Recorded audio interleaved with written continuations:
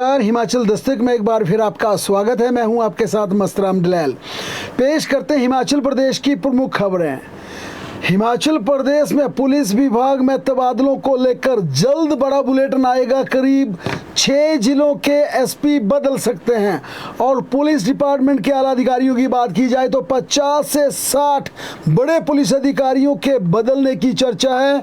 यानी 2 साल से ज़्यादा टेन्योर वाले पुलिस अफसरों के तबादले सुक्खू सरकार करेगी। और अगर जिलों की सिलसिलेवार बात की जाए, जिन जिलों के एसपी बदले जा सकते हैं उनमें सबसे पहला नाम है चंबा डिस्ट्रिक्ट का, क्योंकि चंबा जिला में करीब 4 साल से एक ही पुलिस अधिकारी, एक ही पुलिस कप्तान तैनात है। इसके चलते एसपी चंबा का तबादला लगभग तय माना जा रहा है। इसके अलावा मंडी जिला के एसपी की बात की जाए तो करीब 1.5 साल एसपी मंडी का कार्यकाल जिला में हो चुका है। इससे पहले कुल्लू में वे सेवाएं दे चुकी हैं, लिहाजा डीसी एसपी मंडी की भी ट्रांसफर हो सकती है। एसपी कुल्लू की बात की जाए तो करीब 1.5 साल से एसपी कुल्लू कार्तिकेयन सेवाएं दे रहे हैं। इससे पहले 3 महीने उन्होंने बिलासपुर में सेवाएं दी हैं, 3 महीने ऊना का कार्यकाल है और करीब 7 महीने हमीरपुर जिला में सेवाएं दे चुके हैं। यानी कि 2.5 साल से ज़्यादा उनका 4 जिलों का कार्यकाल हो चुका है। इसके चलते एसपी कुल्लू का भी बदलना तय है और उन्हें सरकार कुल्लू से हटा सकती है। नूरपुर की एसपी की बात की जाए तो करीब 3 साल का एसपी नूरपुर का कार्यकाल हो चुका है। हालांकि उन्हें इन दिनों कांगड़ा जिला का अतिरिक्त कार्यभार दिया गया, लेकिन नूरपुर के एसपी का भी तबादला हो जाएगा। चूंकि शालिनी अग्निहोत्री कांगड़ा जिला में एसपी तैनात थी और शालिनी अग्निहोत्री केंद्रीय प्रतिनियुक्ति पर जा चुकी है। इसके चलते कांगड़ा को भी नया एसपी मिल जाएगा, नूरपुर को भी नया एसपी मिलेगा, कांगड़ा को भी एसपी मिलेगा। शिमला जिला की बात की जाए तो शिमला के एसपी संजीव गांधी, जिनका कार्यकाल करीब 2.5 साल का हो चुका है और जनवरी महीने में उनकी बतौर डीआईजी प्रमोशन होनी है। इसके चलते सरकार उन्हें 2-3 महीने का यानी कि उनकी प्रमोशन तक का इंतजार कर सकती है, क्योंकि किसी भी एसपी को यहां पर लगाया जा सकता है और उन्हें दूसरी एसपी की पोस्ट पर भेजा जाएगा तो फिर उन्हें 2-3 महीने के बाद बदलना पड़ेगा। इसके चलते एसपी शिमला संजीव गांधी को जनवरी उनकी पदोन्नति तक शिमला में रखा जा सकता है। एसपी सोलन की बात की जाए तो गौरव सिंह का भी करीब 2 साल से ज़्यादा का टेन्योर हो चुका है, इसके आसपास उनका कार्यकाल है। इसके चलते एसपी सोलन का भी तबादला हो सकता है।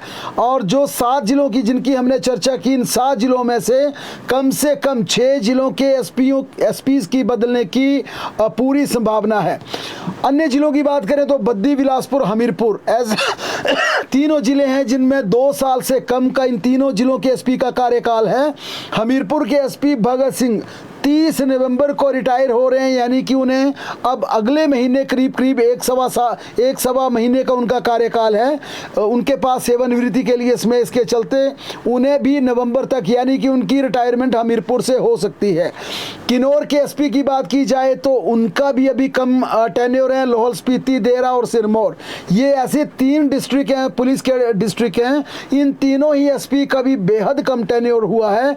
इसके चलते अगर पूरे प्रदेश के जिलों की बात की जाए तो सोलन, मंडी, कुल्लू, चंबा, नूरपुर और कांगड़ा, इन 6 जिलों को नए एसपी मिल सकते हैं। इसकी संभावना, इसकी चर्चा है।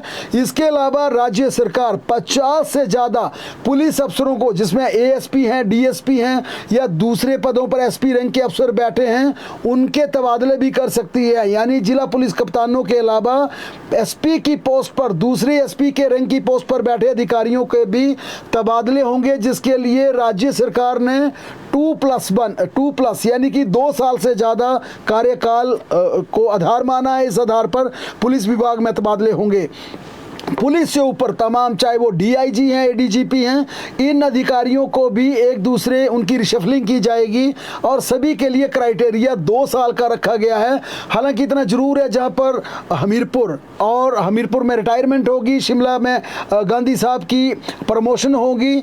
इसी आधार पर अगर कोई ऐसी परफॉर्मेंस हो या इस तरह की बातें हों तो उच्च अधिकारियों के 2 से ज़्यादा कुछ अफसरों को रखा जा सकता है। लेकिन सरकार ने जो गृह विभाग से सूची मांगी है वो 2+ वाले जितने भी 2 साल से ज़्यादा कार्यकाल वाले अधिकारियों की हैं उनकी सूची मांग ली है और जल्द, यानी कि जल्द से जल्द 1 आध सप्ताह के भीतर इन पुलिस अधिकारियों की तबादला सूची जारी हो जाएगी। हिमाचल प्रदेश में वोटर लिस्ट का प्रारूप तैयार करने में लापरवाही बरतने वाले 9 अधिकारियों को व कर्मचारियों को स्टेट इलेक्शन कमीशन ने सस्पेंशन के आदेश पारित करते हुए बड़ी कार्रवाई की है। इनमें 7 पंचायत सचिव और 2 पंचायत इंस्पेक्टर हैं। इसके अलावा 2 बीडीओ 2 विकासखंड अधिकारियों के खिलाफ भी कार्रवाई की गाज गिरना तय है, जिन्हें कार्रवाई करने से पहले कारण बताओ नोटिस जारी किए हैं। स्टेट कमीशन ने इनके खिलाफ जांच के आदेश भी पारित करते हुए विस्तृत जांच रिपोर्ट तलब की है।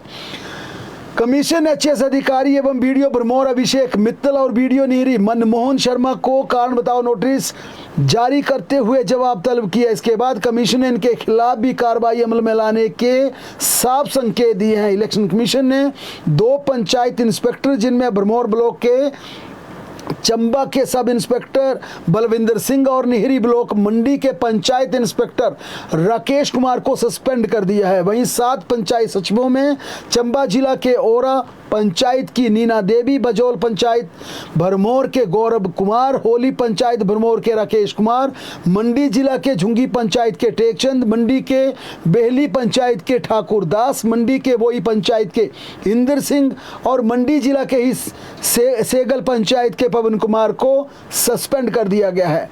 सस्पेंशन के दौरान इनका मुख्यालय जिला पंचायत ऑफिस में फिक्स कर दिया गया है। आरोप है कि इन्होंने स्टेट इलेक्शन कमीशन के 1 माह पहले के उन आदेशों की अनुपालना नहीं की, जिसमें कमीशन ने 20 से 26 सितंबर के बीच आयोजित ग्राम सभाओं की मीटिंग में मतदाता सूची की ड्राफ्ट रोल को रखने के निर्देश पारित किए थे, ताकि पंचायत में लोग देख सकें कि वोटर लिस्ट में उनका नाम है या नहीं, या दूसरे बार में कहीं उनका नाम तो नहीं शिफ्ट हो गया। इन अधिकारी कर्मचारियों ने इलेक्शन कमीशन के आदेशों के बावजूद वोटर लिस्ट का प्रारूप तैयार नहीं किया। इससे बिना प्रारूप के हुई ग्राम सभाओं पर सवाल खड़े हो गए। स्टेट इलेक्शन कमीशन ने गड़बड़ी सामने आने के बाद सब इंस्पेक्टर और पंचायत सचिवों को निलंबित कर दिया। इनके काम को सही से निगरानी नहीं कर पाने वाले दोनों बीडीओ पर भी कार्रवाई की गाज गिराई गई है। आपको बता दें, स्टेट इलेक्शन कमीशन केंद्रीय चुनाव आयोग की वोटर लिस्ट का ड्राफ्ट रोल लेता है। इसके आधार पर पंचायत व नगर निकाय चुनाव के वोटर लिस्ट तैयार की जाती है। ये सारी एक्सरसाइज पहले ग्राम सभाओं में पूरी की जाती है। इसके बाद ड्राफ्ट रोल पब्लिश करके मतदाता सूची में एडिशन डिलीशन का काम होगा। हिमाचल प्रदेश में इसी साल दिसंबर महीने में पंचायत चुनाव और नगर निगम के चुनाव प्रस्तावित हैं और राज्य सरकार के पंचायती राज मंत्री साफ कह चुके हैं कि हिमाचल प्रदेश में निर्धारित समय पर चुनाव होंगे। उन्होंने कहा कि डिजास्टर को लेकर चीफ सेक्रेटरी के हवाले से जो आदेश जारी किए गए हैं वो एक प्रक्रिया है, लेकिन हिमाचल प्रदेश में तय समय पर चुनाव होंगे। लेकिन इसी बीच आज भारतीय जनता पार्टी के नेता पूर्व मुख्यमंत्री नेता प्रतिपक्ष जयराम ठाकुर ने पंचायत चुनावों को लेकर कहा कि पंचायत के चुनावों को लेकर मुख्यमंत्री समेत सभी मंत्री और सरकार के नेता प्रदेश के लोगों को और सभी हितधारकों को गुमराह कर रहे हैं। जयराम ठाकुर ने सरकार को आड़े हाथों लेते हुए कहा, अगर सरकार कह रही है कि चुनाव निर्धारित समय पर होंगे तो अब तक रोस्टर जारी हो जाना चाहिए था और बाकी प्रक्रिया भी शुरू हो जानी चाहिए थी। उन्होंने कहा, हाई कोर्ट के स्पष्ट आदेश है कि पंचायत और नगर निकाय के चुनाव में आरक्षण रोस्टर चुनाव प्रक्रिया शुरू होने से कम 90 दिन पहले जारी किए जाए, जिससे लोगों की आपत्तियां भी संबंधित जगहों पर सुनवाई हो सके। उन्होंने कहा कि 25 सितंबर तक आरक्षण रोस्टर आ जाता तो चुनाव के निर्धारित समय पर शुरू होने की पूरी संभावना बनती, लेकिन सरकार की तरफ से जितनी भी प्रक्रिया अब तक सामने आई है सब की सब चुनाव टालने की कसरत हो रही है। जयराम ठाकुर ने कहा, हिमाचल में जिला उपायुक्तों ने हाई कोर्ट के आदेशों के बावजूद अब तक आरक्षण रोस्टर जारी नहीं किया, जिससे सवाल खड़े होते हैं कि सरकार की मंशा में खोट है। उधर भाजपा विधायक सुधीर शर्मा द्वारा मुख्यमंत्री को लेकर सोशल मीडिया पर कार्टून पोस्ट करने के बाद हिमाचल की राजनीति गर्मा गई है। कांग्रेस ने इस पर कड़ी प्रतिक्रिया जताई और सोशल मीडिया पर सुधीर शर्मा को ट्रोल किया जा रहा है। मुख्यमंत्री के मीडिया सलाहकार नरेश चौहान ने भी इस मुद्दे पर सुधीर शर्मा पर निशाना साधते हुए उनकी हताशा करार दिया। उन्होंने कहा, हिमाचल की राजनीति में हमेशा भाषा और आचरण की एक गरिमा रही है जिसे प्रदेशवासी पसंद करते हैं। नरेश चौहान ने कहा, लोकतंत्र में सरकार किसकी बनेगी ये जनता का फैसला है, लेकिन आपसी भाईचारा और सम्मान को आहत नहीं किया जाना चाहिए। दरअसल भाजपा विधायक सुधीर शर्मा ने एक सोशल मीडिया में पोस्ट में हिमाचल प्रदेश के मुख्यमंत्री सुखविंदर सिंह सुक्खू को कार्टून बताया। सुधीर शर्मा ने अपने फेसबुक पर लिखा कि प्रदेश के इतिहास में पहली बार कार्टून का स्केच। इस पोस्ट के साथ ही सुधीर शर्मा ने सीएम की फोटो और उनका स्केच भी जारी किया। सुधीर शर्मा का यह पोस्ट अब सोशल मीडिया पर वायरल हो रहा है। इस पोस्ट के बाद सुधीर शर्मा खुद ट्रोल होने शुरू हो गए हैं। कुछ सोशल मीडिया यूजर सीएम पर सुधीर शर्मा की इस टिप्पणी को गलत बताकर एफआईआर दर्ज करने की मांग भी कर रहे हैं। हालांकि इसका पलटवार करते हुए कांग्रेस की तरफ से भी सुधीर शर्मा का एक महिला श्रृंगार वाला फोटो बनाकर सोशल मीडिया पर अपडेट किया गया। ये फोटो भी हर जगह वायरल हो रहा है। सरकारी कर्मचारियों को रिटायरमेंट के अगले महीने इंक्रीमेंट दे है तो इसका लाभ पेंशन में दिया जाएगा। यानी कि हिमाचल प्रदेश के कर्मचारी जो लंबे समय से मांग कर रहे थे कि रिटायरमेंट के एक आध महीने के बाद जो उन्हें इंक्रीमेंट लगनी होती है वह इंक्रीमेंट उन्हें दे दी जाए। अलबत्ता ये सबसे बड़ी जो उनकी डिमांड थी, इसमें हिमाचल प्रदेश के कर्मचारियों की जीत हुई और इसे लेकर वित्त विभाग ने आदेश जारी कर दिया। ये लाभ 1 जुलाई या 1 जनवरी की बजाय सेवानिवृत्ति से अगले माह की पहली तारीख से मिलेगा। इस संबंध में हिमाचल प्रदेश सरकार के वित्त विभाग के प्रधान सचिव दिवेश कुमार ने बाकायदा नोटिफिकेशन जारी कर दी है। सुप्रीम कोर्ट के एक आदेश के बाद यह प्रावधान लागू किया गया है। यह प्रावधान केंद्र सरकार की ओर से 20 मई को निकाले गए कार्यालय आदेश के तहत जस के तस लागू किए गए थे। अब यह बड़ी बात होगी कि किसी की रिटायरमेंट के एक आध महीने के बाद अगर इंक्रीमेंट मिलनी होगी तो ये वित्तीय लाभ पेंशन में मिलने शुरू हो जाएगा।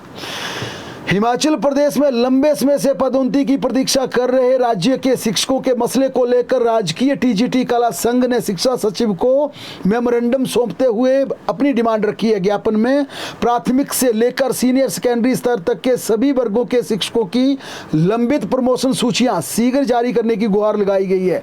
प्रदेश में लगभग 850 प्रवक्ता एवं हेडमास्टर्स प्रिंसिपल पदों पर पदोन्नति की परीक्षा में हैं और 270 टीजीटी एवं प्रवक्ता अपनी पदोन्नति की सूची की राह देख रहे हैं। वहीं राज्य में 200 जेबीटी से टीजीटी, 120 सीएंडबी से टीजीटी तथा 80 जेबीटी से भाषा शिक्षक नियुक्ति की राह ताक रहे हैं। हिमाचल प्रदेश हाई कोर्ट के आदेशानुसार सैकड़ों टीजीटी अनुपूरक प्रवक्ता पदोन्नति सूची की प्रतीक्षा कर रहे हैं। हेडमास्टर और प्रिंसिपल पदोन्नति में लंबा विलंब हो चुका है, जिसके चलते कई शिक्षक हिमाचल में रिटायर भी हो चुके हैं। टीजीटी भर्ती एवं पदोन्नति नियमों के अनुसार कुल पदों में से 15% पद जेबीटी से टीजीटी में पदोन्नति के लिए आरक्षित हैं। विभाग द्वारा 16 जुलाई 2024 को बैच 22 पदों पर टीजीटी नियुक्तियां पूर्ण कर दी गई थी। अब नियमानुसार जेबीटी से टीजीटी में पदोन्नति की जानी है, जिसकी संख्या टीजीटी आर्ट्स में 166, मेडिकल में 69 तथा नॉन मेडिकल में 120 बनती है। कई जिलों में जेबीटी से भाषा शिक्षक की पदोन्नति नहीं हुई है। वर्तमान परिस्थितियों में एक टीजीटी को हेडमास्टर तथा प्रवक्ता को प्रिंसिपल बनने में 20 से 30 साल का लंबे समय का इंतजार करना पड़ रहा है। लिहाजा प्रमोशन सूचियां लंबित होने से राज्य के शिक्षक निराश हैं और राज्य के मुख्यमंत्री और शिक्षा मंत्री से मांग की जा रही है कि जल्द उनकी पदोन्नति सूची जारी कर दी जाए। हिमाचल प्रदेश के स्कूलों में अब बच्चों की पढ़ाई की विधि में बदलाव होगा। स्कूली विद्यार्थियों को रट्टा प्रथा की बजाय अब याद रखने की क्षमता के आधार पर पढ़ाई करवाने पर जोर दिया जाएगा। वहीं शिक्षा में विद्यार्थियों से प्रश्न पूछने के पैटर्न में भी बदलाव किया जाएगा। इसके लिए स्कूल शिक्षा बोर्ड में प्रदेश भर के लगभग 90 शिक्षकों को ट्रेंड किया जा रहा है। स्कूल शिक्षा बोर्ड मुख्यालय में परख के तहत 3 दिवसीय कार्यशाला का इसी माह आयोजन किया गया। इस कार्यशाला में प्रदेश भर के 90 शिक्षक शामिल हुए। इस वर्कशॉप में कॉम्पिटेंसी बेस्ड प्रश्नों पर आधारित थी। इसमें शिक्षकों को विद्यार्थियों को पढ़ाने की विधि और कक्षा में प्रश्न पूछने के तरीके में बदलाव करने पर बल दिया गया। मुख्यमंत्री सुखविंदर सिंह सुक्खू आज राज्य में पर्यटन परियोजनाओं की समीक्षा बैठक की अध्यक्षता कर रहे थे। इस दौरान सीएम ने 10 दिनों के भीतर होम स्टे इकाइयों के पंजीकरण के लिए ऑनलाइन पोर्टल तैयार करने के निर्देश दिए। उन्होंने ये भी निर्देश दिए कि सभी विभागों के लिए यूजर फ्रेंडली ऑनलाइन पोर्टल तैयार करने के लिए सक्षम सॉफ्टवेयर कंपनियों की सेवाएं लेने के साथ साथ इसी संदर्भ में टेंडर प्रक्रिया भी की जाए। कांगड़ा बस अड्डा, जो कि हिमाचल प्रदेश पथ परिवहन निगम के अधीन आने वाला था, अब एक बड़ा विवाद का केंद्र बन गया है। दरअसल एचआरटीसी को बस अड्डा कंस्ट्रक्शन कंपनी की 26 करोड़ रुपए का भुगतान करना है, लेकिन लंबे समय से भुगतान न होने के कारण ये बस अड्डा अब भी कंस्ट्रक्शन कंपनी के नियंत्रण में है। इससे न केवल एचआरटीसी बल्कि राज्य सरकार के खजाने को भी हर महीने लाखों रुपए की आमदनी से वंचित होना पड़ रहा है। एचपीटीसी में नवंबर और दिसंबर महीने के लिए विंटर डिस्काउंट स्कीम लागू करने का फैसला लिया गया है। इस योजना के तहत 1 नवंबर से 20 नवंबर तक हिमाचल प्रदेश के 44 एचपीटीसी के होटल में ठहरने पर पर्यटकों को 40% तक की छूट दी जाएगी। हालांकि शिमला जिला के रामपुर और सिरमौर जिला के रेणुका जी में ये छूट नहीं मिलेगी, क्योंकि रेणुका में लवी मेले का आयोजन किया जाना है और रामपुर में भी लवी मेले का आयोजन होना है और सिरमौर जिला में रेणुका में भी मेले का आयोजन होना है। इसके चलते इन दोनों जगह पे एचपीटीसी की छूट का नियम लागू नहीं होगा। कांगड़ा जिला के कांगड़ा कछियारी बाईपास पर आज दोपहर बाद एक मारुति वैन सड़क किनारे बने डंगे से टकरा गई, जिसमें सवार दंपत्ति 27 साल के कुलदीप और तमन्ना की दुखद मौत हो गई। घटना के समय उनके दोनों बच्चे, एक 4 साल की बच्ची प्रियंका, 6 साल का बेटा सक्षम गाड़ी की पिछली सीट पर बैठे हुए थे, जिन्हें मामूली चोटें आईं और उनकी हालत स्थिर है। लेकिन इस हादसे में दंपत्ति, जो कि तरसू स्कोट की रहने वाली थी, उनकी मौत हो गई। दरअसल जब गाड़ी टकराई तो गाड़ी की फ्रंट सीट पर, ड्राइविंग सीट पर खुद बैठे हुए थे, जबकि उनकी पत्नी फ्रंट सीट पर बैठी थी। और जब डंगे से गाड़ी टकराई तो दोनों ही डंगे के साथ टकरा गए, जिसके उन्हें गहरी चोटें आई और मौत हो गई। लेकिन गनीमत ये रही कि पिछली सीट पर बैठे दोनों मासूम बच्चे सीट के नीचे दब गए, जिससे दोनों को चोटें तो जरूर आई, लेकिन दोनों खतरे से बाहर हैं, दोनों सुरक्षित हैं। कांगड़ा जिला के रानीताल में बीती देर शाम हुए सड़क हादसे में रजियाना के 28 साल के युवक अभिषेक की आज दुखद मौत हो गई। अभिषेक बाइक पर घर से लौट रहा था। इसी दौरान रानीताल के समीप अचानक उसकी बाइक स्किड हो गई। बताया जा रहा है कि अभिषेक की अगले महीने 30 नवंबर को शादी होनी थी और इसी के सिलसिले में अपनी शादी की तैयारियों को लेकर वह घर से बाहर निकला हुआ था। मौसम की बात करें तो हिमाचल प्रदेश के ऊंचाई वाले क्षेत्रों में फिर से हल्की बर्फबारी रिकॉर्ड की गई। लाहौल स्पीति के गोंदला में ताजा हिमपात दर्ज किया गया। इसके अलावा कुल्लू के मणिकर्ण घाटी में भी दोपहर बाद तेज बारिश और ओलावृष्टि और तूफान चला। शिमला में भी ओलावृष्टि के साथ कुछ समय के लिए तेज बारिश हुई। वहीं धर्मशाला, मंडी, कुल्लू और चंबा के कई स्थानों पर तेज बारिश के साथ मौसम की ठंडक बढ़ गई। बारिश व हल्की बर्फबारी होने के बाद हिमाचल प्रदेश के ऊंचाई वाले क्षेत्रों में कड़ाके की ठंड बढ़ गई है। लोगों को हड्डी कंपा देने वाली ठंड का सामना करना पड़ रहा। मौसम विभाग की माने तो हिमाचल प्रदेश में आगामी दिनों के दौरान मौसम साफ बना रहेगा। मौसम विभाग द्वारा 24 से 29 अक्टूबर के बीच मौसम के शुष्क बने रहने की संभावना जताई गई। हालांकि पिछले कल भी जो मौसम विभाग का फोरकास्ट था उसके अनुसार आज पूरे प्रदेश में मौसम साफ रहने वाला था, लेकिन मौसम विज्ञान केंद्र की प्रेडिक्शन गलत साबित हुई और आज प्रदेश के कई हिस्सों में जबरदस्त बारिश भी हुई और कई इलाकों में बर्फबारी भी दर्ज की गई। बहरहाल प्रदेश की तमाम बड़ी खबरों के लिए लगातार जुड़े रहें हमारे साथ, देखते और पढ़ते रहें हिमाचल दस्तक।